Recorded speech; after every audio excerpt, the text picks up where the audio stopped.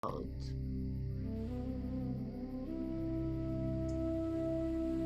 welcome everyone to another episode to our amazing wow gathering, the Womb Oracular Weavers. Okay, I have to do it again. I knew this would happen. Welcome everyone to our beautiful gathering right before the full moon, the full blood moon, and the total lunar eclipse. My name is Nicole, and today I'm presenting to you the Womb Oracle Weavers. And I want to invite my beloved sister, Diana Cluth, to guide us into a grounding meditation and share her transmission with us today. Thank you, Nicole. Hi, everyone. Diana Cluth, it is so beautiful to be here with you, sisters, and everyone watching. Allow yourself to tune in and hear the birds, feel the wind and the earth here. And while I'm also in nature, I'm tuning in near my home, Bloomfield, New Jersey, actually near Newark, and at the roller skating rink where my daughter is having a little bit of a birthday disco party. And so there's this energy of joy and rhythm and people of all ages tuning into that life force energy. I saw like a 70-year-old woman with short pants and the most beautiful legs just bopping and moving her body outside. So, and then the sounds of the city, you'll hear cars nearby too, kids playing basketball, so much life thriving here. So with that, just connecting, also a little bird is sitting behind me at the base of this tree. I am going to just drop into this beautiful land that was lived on with all this life force energy generations ago by the Lenni Lenape peoples and continues now with their descendants and all the people from around the world that have settled here and call this place home. I feel water now, the mist of a very cloudy day, very humid day, mist gathering, so welcoming the water. And all the ancestors, the light beings, the angels, the benevolent ancestors and guides and spirit animals, and all the benevolent energies that walk with me and walk with you in your life. Be here with us, guide us, let us hear all the loved ones on the other side, even who want to come through and share some magic, some insight, some timely information for these moments we are living in now as we approach the full ripeness of this lunar cycle.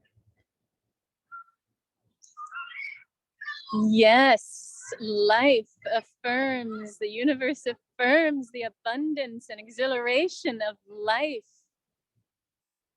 I feel it. And in this, I'll just drop right into the channeling. In this moment, at these crossroads of space and time, where we were dropping into spirit and living simultaneously in community, in abundance, not off in the mountain, ascetic, alone, meditating, receiving and bringing wisdom down into our experience alone, living a whole life like that. There were times for that, but now there's this space of bringing that divinity into our bodies and into our lives with connection with people, with community, with, I've said this before, collaboration, right now, and the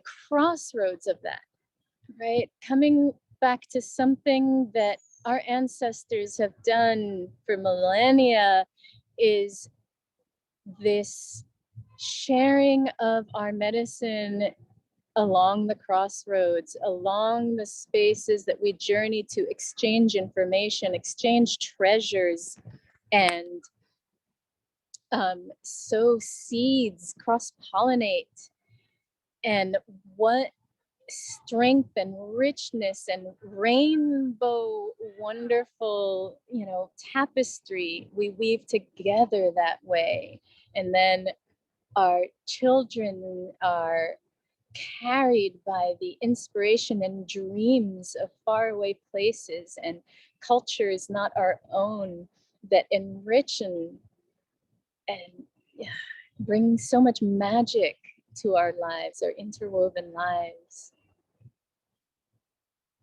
And I'm hearing the heartbeat of the music pulsing down there, that drum, that heartbeat that connects to mine coming up through this earth. I hear the birds, I hear the music of life. And when I touch into my being in this space, I'm reminded of the harmony that then I weave in it. And even when I think there's chaos, like I was really traveling with chaos magic today, with schedules shifting and the things not falling into place as expected, and yet the beautiful flow of what comes out of that is something that I could not have planned better. And taking a breath in this space, I express gratitude for that. And I want to reach out to Spirit and see if there's anything else Spirit wants to bring down through me for this moment. When we take that time and that moment, we come back to our bodies, even in the midst of chaos, that we ground ourselves. I feel my root, my yoni, my womb, and my pillars, the legs, the feet I stand on, grounding, and the energy flowing down connects me to all this nourishment that we just talked about and connected to. So even if your life is super busy, whatever you do in the world, if you are like my young daughter's friend's mother who is working now in the midst of chaos, you can find grace when you just breathe and sustain. That sustains you, that connection, coming back to that center.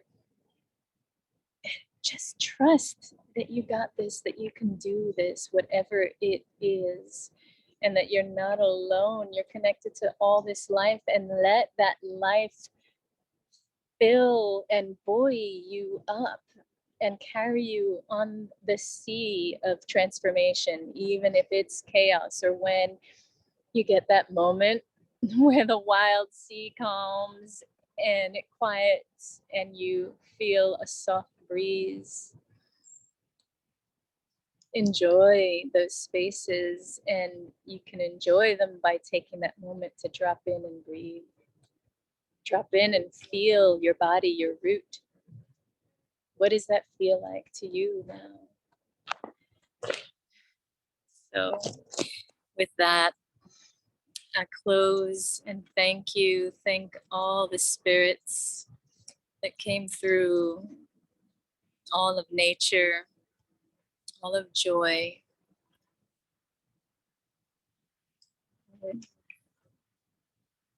Yeah, I think I'm done. Thank you. And I will pass it down around the circle here to my sister Debs. Thank you, Diana. So beautiful to connect with you and really feeling that joyful energy of the vibrancy of the park and the girls having their roller skating. I was really loving that image and that feeling. So I'm tuning in here from my beautiful cottage on the wilds of Dartmoor, and it's spring. It's really full spring. There's beautiful bluebells everywhere, and yeah, there's a sense of that spring energy has peaked, and we're just now transitioning into summer. And the lambs are a bit bigger and more kind of, sturdy, and the foals, the wild Dartmoor ponies here on the moor. And it's so incredibly peaceful. And I walk out of my cottage and I'm literally in the moor, and I can just see for miles, and there's not even a cottage, let alone a car. It's so beautiful. And I've just spent 3 nights, 3 days in Istanbul with friends celebrating our birthdays. And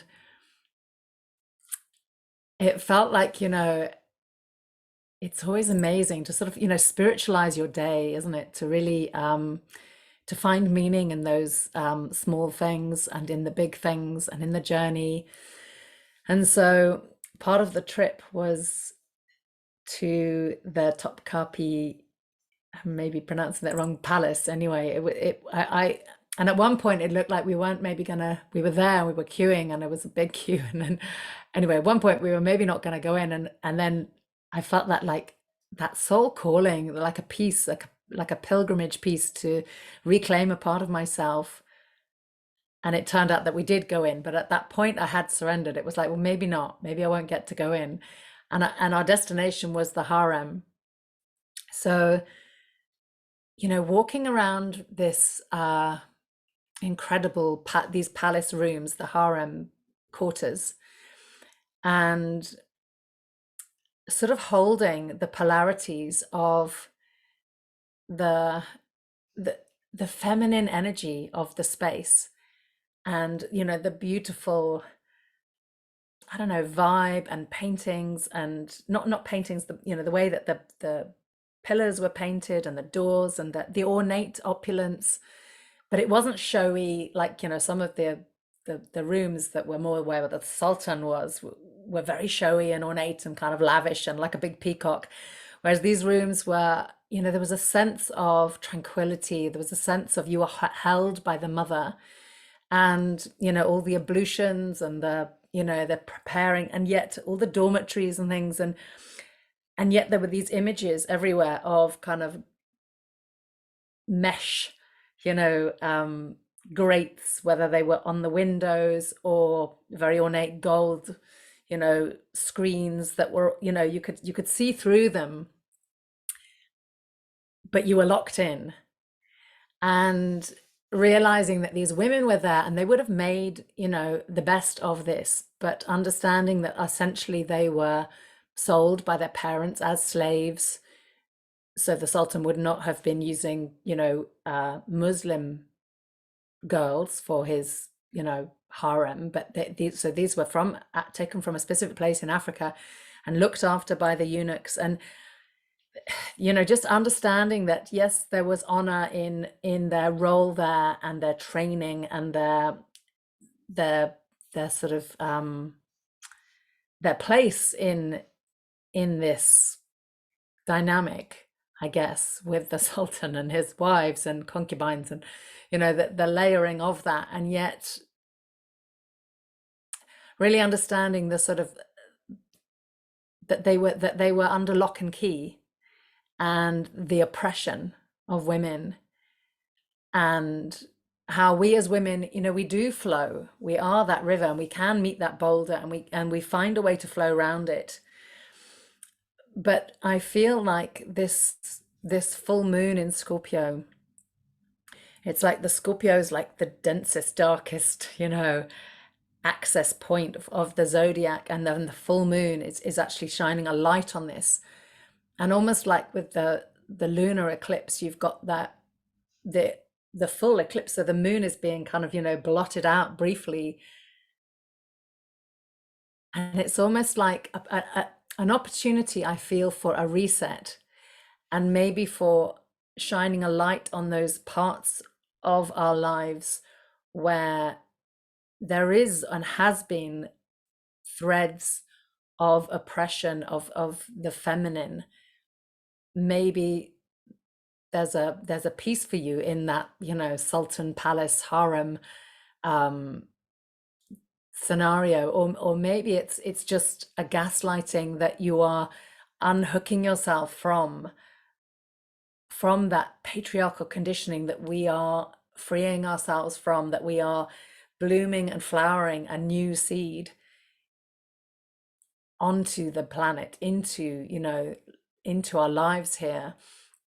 But I feel that this is a real opportunity with this full moon, and it felt like that for me, for honoring and healing it, but not going down the rabbit hole with it. We don't have to kind of go into that, the trauma drama vortex. We can actually just acknowledge that and hold that and honor that and see the beauty in it, but also acknowledge the darkness, and know that just by holding that, neither accepting nor rejecting it, we are just able to hold a different thread of the weave and bring that through into our lives. So using this full moon not to get caught up in the chaos of the dark stuff that may be surfacing on the planet, or maybe in your life or in your heart or your womb, but actually to just hold and ride that wave and find your own inner peace, and do that inner work around the gaslighting that's going on in your own mind. We can, you know, gaslight ourselves, can't we? We can so sort of pull the wool over, you know, put the blinkers on and not want to see stuff. So when we do that inner work and that inner transformation, and we are also deeply gentle with ourselves, I feel that there's that middle way to find the way through and not get stuck. So I feel that that is a piece that is landing for me and for my ancestors, and for a collective piece of feminine soul retrieval, which is really what my work is about, is enabling women to retrieve those parts of their souls. And I really feel this at this time. You know, we as women are leading the way. We are healing and so dedicated to our path, ready to rebirth ourselves and future generations. And every piece of healing that we do is by process of osmosis, you know, being felt and rethreaded by our sisters, by our ancestors, by our children, our future grandchildren, all of it down through time and space. So blessings on your full moon lunar eclipse journey, and thank you for this beautiful space to be able to share and connect with these incredibly powerful, amazing sisters. It feels so ancient when we come together, and so natural. Many thanks and blessings. Aho. And I am passing the talking stick now to Nicole.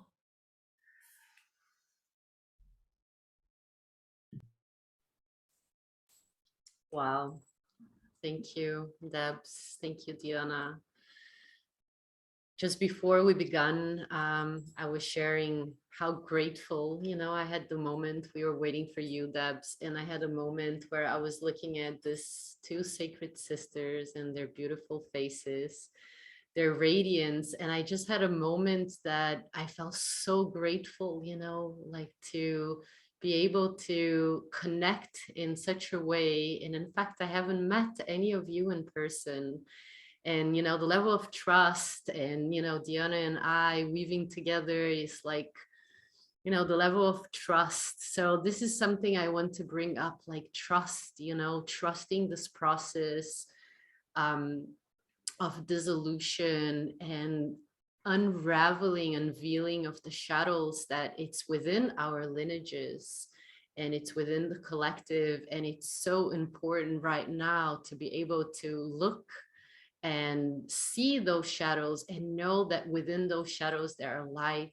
That's actually light is within the shadow, and to be able to do the alchemical process that we are invited and we are supported and held at this moment, and especially and particularly as women right now. But today I was tuning in to the beautiful videos from the sisters that actually have inspired me to create this womb, this wow circle, this womb oracular weavers. And one of them brought it up, the fact of the masculine. So I just want to also bring up the masculine, even though our intention here, it's perhaps more towards the feminine, as we're more focused in supporting women in their blossoming and remembering. But the masculine, it's also opening, and he's also being called and coming forward. I see this for my partner and for the men that come across my work, from the men that come across my path, that it's actually they're coming forward into their ability to commune with the elements, to listen to nature, to listen to the animals, and to interact and communicate and to channel the wisdom and the messages, the ancestral wisdom and messages that are present within nature. So to bring back to faith, today I had a very interesting experience that I was debating, do I share this or not?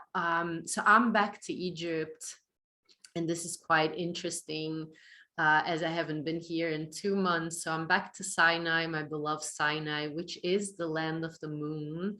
And it feels really so auspicious to be here during this eclipse portal, this blood moon in Scorpio, which is actually on my south node. So for me, it's very relevant, this portal that we're going through, as I have south node in Scorpio and north node in Taurus.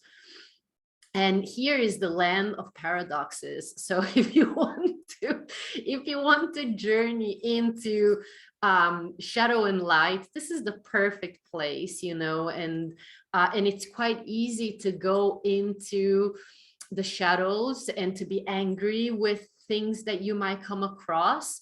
But the truth is that the magic here is in the subtleness. It's in the sea, in the mountains, in the every little rock, that it's in the beach, that it's actually granite, pink granite that holds, information from time immemorial. So today, a little bit before, a couple of hours or a few hours before just realized I wasn't timing. So I'm just going to wrap it up with this little story. Today, a few hours before, I've decided to go swimming. So it was right about sunset time. So I went swimming. So I put my mask, my snorkel, and then I wanted to swim a little bit. So I wanted to exercise a little bit. So I went my way swimming, but I had a goal. I was going out to the reef. So the water is a bit shallow. As you reach out, you have the reef, the coral reef, and then you have the drop, the deep waters. And that was my goal.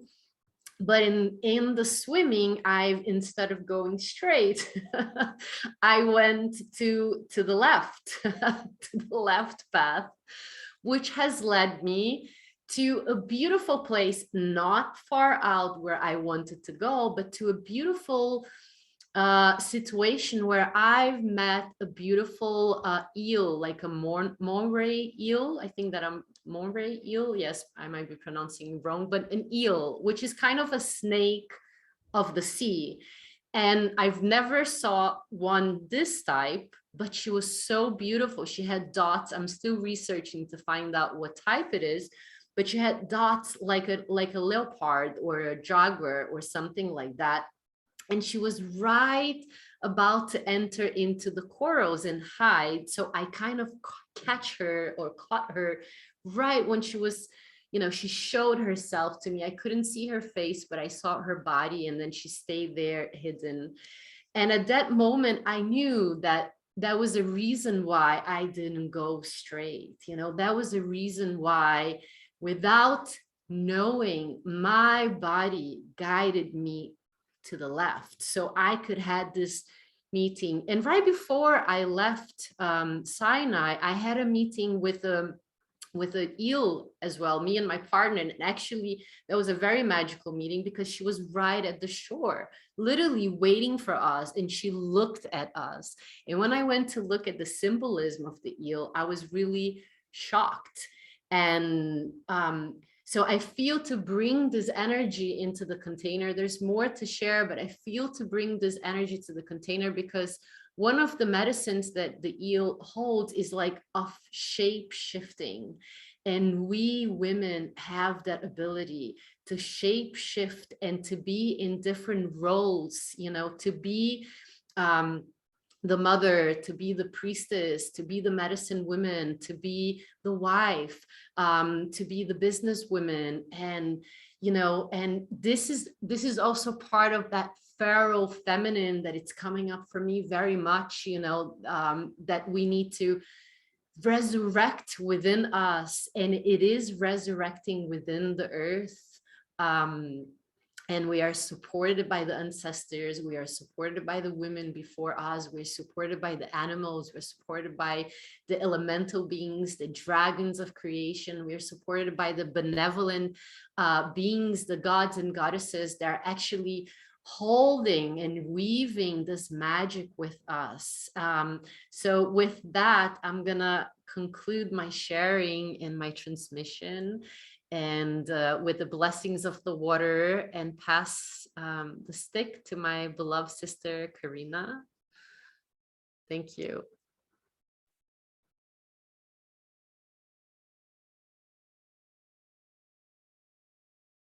You're muted.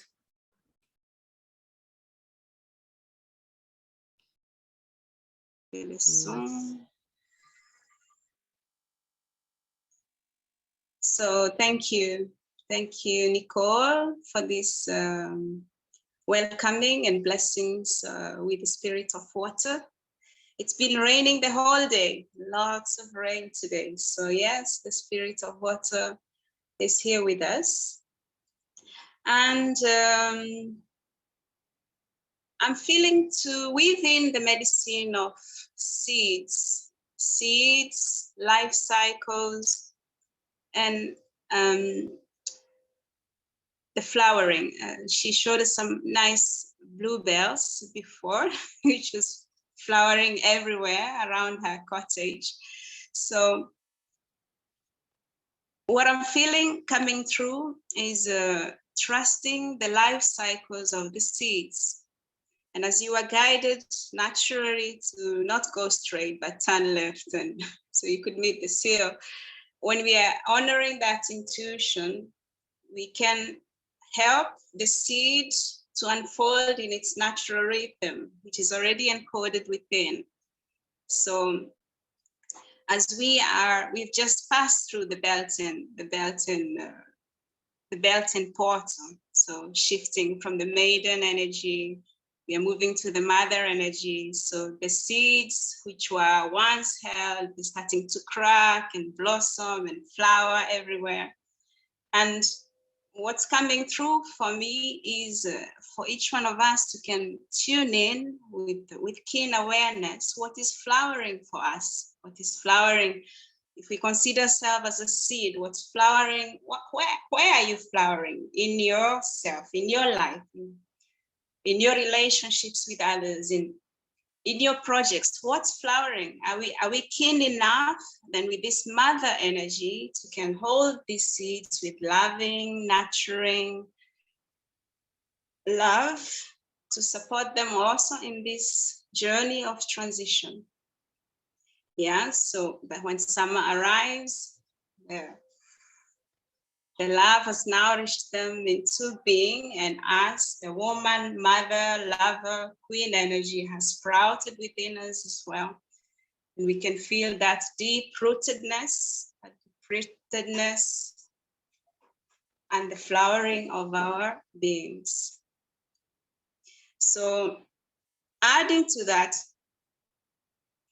I know that there is Jupiter, who is also in the mix, in the astrology cycles. So he's beautiful, bringing beautiful energies of abundance.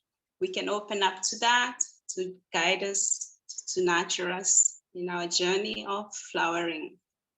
So I will end there with the seeds, life cycles, and trusting that natural unfolding to fruition, to completion, to the energy of the summer, the mother, the queen, the lover.